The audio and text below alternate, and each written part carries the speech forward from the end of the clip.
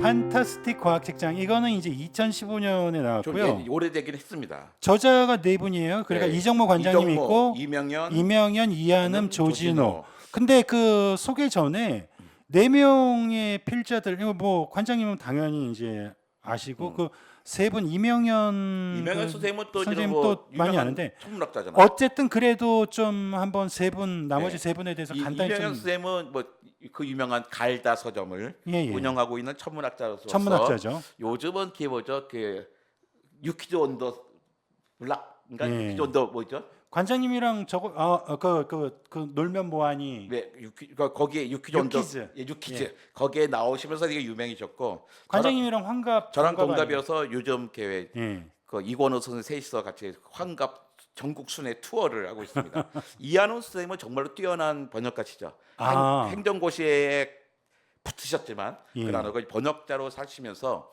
그러니까 외국 생명체가 있으면 우리말이 없잖아요. 예. 이름도 지어주세요. 오. 근데 이름을 정말 잘 지어요.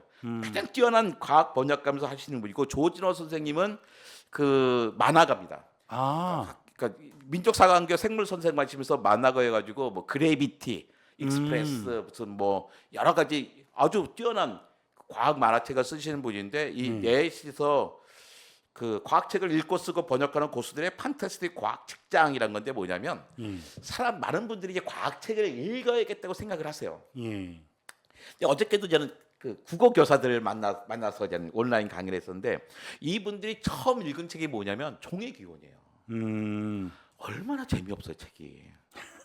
근데 그 많은 분들이 이거 책을 끝까지 읽어놨다는 것은 내가 정말로 감탄을 하지만 그 150 1859년에 나 1900 벌써 100년도 더 지난 책이에요. 110몇 년 된 책인데 115년 된 책을 지금 왜 그걸 이렇게 읽냐. 그것도 많은 분들이 과학책 읽는데 뭐 있습니까? 코스모스 이기적인 유전자 읽어요. 막 읽다가 무슨 생각하냐면 역시 나는 과학계 안 맞나 봐 하고 넘어가시는데 그러지 말고 과학책을 한번 차분하게 읽어보자라고 한 거예요. 학교 다닐 때 공부를 잘했던 분들도요. 애가 중학생만 돼도요. 시험 공부를 도와주지 못합니다. 왜냐하면 과학은 폭발적으로 성장했기 때문이에요. 꼬마들에게 물어봐요. 야, DNA가 어떻게 생겼냐? 아니, 아유 관장님 그걸 질문하세요. DNA 이중 나선 구조 몰라요 그러는데요. 저는 1980년 대학 가서 처음 알았어요. 요즘 꼬마 애들은 블랙홀을 알고 있지만 전 대학원 때 처음 들어봤습니다. 그 얘기를. 그러니까 과학은 너무나 지식으로 쫓아가면 너무나 어려워요. 그러니까 요즘에 그런데 우리 과학 고전이란 거 있잖아요. 이거 읽어야겠다 먹으면 읽다가 힘들어요. 읽지 못합니다. 나는 칸트도 읽어낸 분이야. 여기서 유시민 작가도 그래. 내가 자기 칸트 읽었다고. 내가 칸트도 읽어낸 사람이야. 근데 과학책을 읽으면 과학책에서 가장 유명한 그 어려운 책도 내가 읽어야지 했는데요. 못 읽으세요. 읽다 보면 좌절하십니다. 아까 그 관장님이 얼핏 얘기하셔서 제가 떠오른 게 그 자료 찾다 보니까 관장님 종의 기원 완독한 게 23년 걸렸다며. 맞아요. 세상에서 가장 재미없는 과학책이 종의 기원이라고 생각하거든요. 그래서 제가 여기 쓴 책이 막 그런 거예요. 이 책의 작가들 어떻게 썼냐면, 자, 내가 종의 기원을 읽어야 되냐? 세상에서 가장 재미없는 과학책 그러면 찰스는 종의 기원을 꽂을 수밖에 없다. 얼마나 재미없냐면 구약성서의 레위기나 민수기만큼이나 재미가 없다 말이에요. 그런데 내가 세상에 가장 재미없는 책을 이 책을 읽어야 돼? 못 읽잖아요. 그래서 이 책이 뭔지를 설명을 해줍니다. 근데 내가 이것을 책을 이제 요약도 해줬고, 근데 내가 어떻게 읽을까? 그러니까 평전을 먼저 읽자.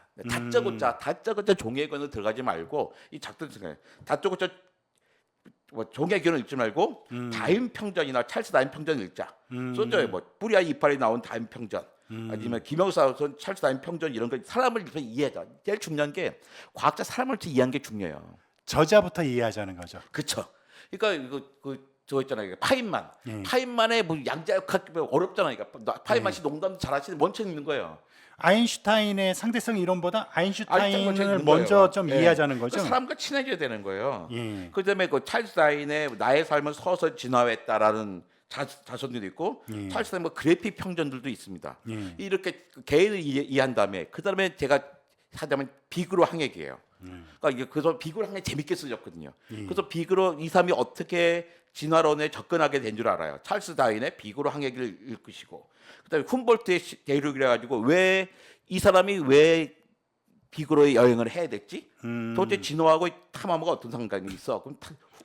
그래서 뭐 훔볼트의 대륙이나 뭐 진화론 산책 이런 책들이 있어요. 예. 이걸 또 읽고 그 다음에 가서야 이제 종의 기원의 해설서를 읽는 겁니다. 그러니까 세상에서 가장 재미있는 진화라는 책이 있어요. 예. 그다음에 그래픽 종의 기원 예. 이런 책을 읽고 또 글로 된 책을 좀 보고 싶다. 이거 막 그림으로 만화로 돼 있고 그래픽 노블이라면 요즘은 은퇴하셨는데 중학교 선생님 윤서영 선생님이 쓴 뭐 윤성이 풀어 쓴 종의 기원이라는 책이 있어요. 그 책 보는 거예요. 윤성 선생님은요 다윗보다 종의 기원 더 잘 쓰셨어요. 아, 지난주에도 그 해설서 얘기했잖아요. 예. 그 갈릴레오 맞습니다. 해설서, 예. 대화 해설서. 그 시리즈예요. 그 시리즈. 오철우 기자인가요? 예. 그 오철우 작가가 훨씬 잘 아주 썼어요. 그 이해하기 쉽게 썼다고. 예.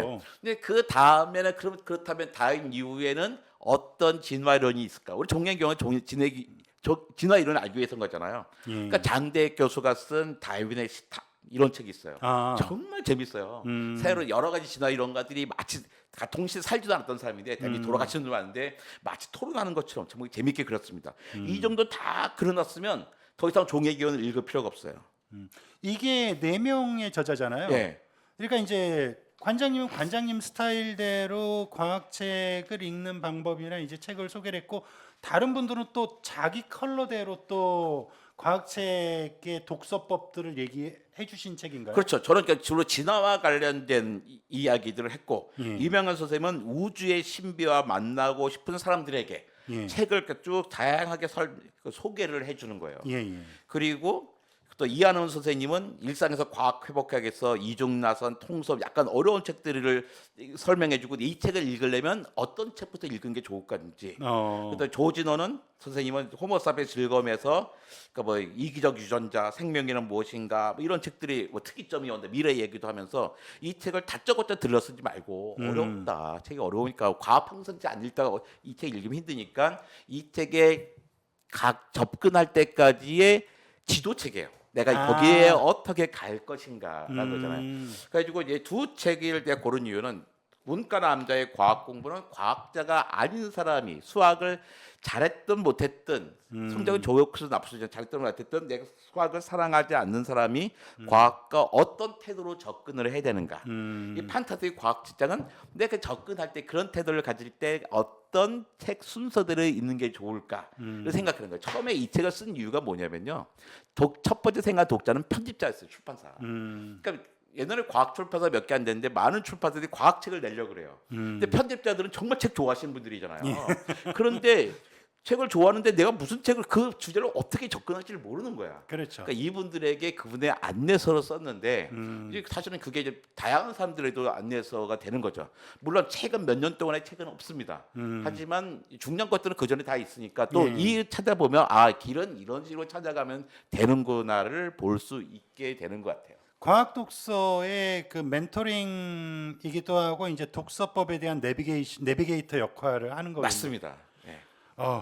그 관장님이랑 이 과학책 소개할 때마다 저거 기쁜 마음으로 또 사이 되겠구나, 장바구니에 담아둬야겠구나 하는 생각을 네. 하고 있습니다. 저는 유시민 작가의 책을 읽는 거 되게 재밌을 것 같아요. 그다음에 이 책에다가 자기 생각을 다 버무리세요. 특히 사회 문제들, 경제 문제들 주어 주시면서, 그러니까 이 과학책의 어떤 지식을 자기 전공에 반영해서 보시더라고요. 제가 2000년 초반에 정치부 기자 활동을 한 4년 정도 했는데요. 그때 이제 그 노무현 후보 인터뷰도 많이 했었고, 그때 그 칼럼니스트 유시민 씨부터 이제 그 개혁당에 이제 그 들어간 활동을 한 유시민 정치 쪽에 입문한 유시민 씨까지 다 그 인터뷰를 했었었는데 여지까지 수많은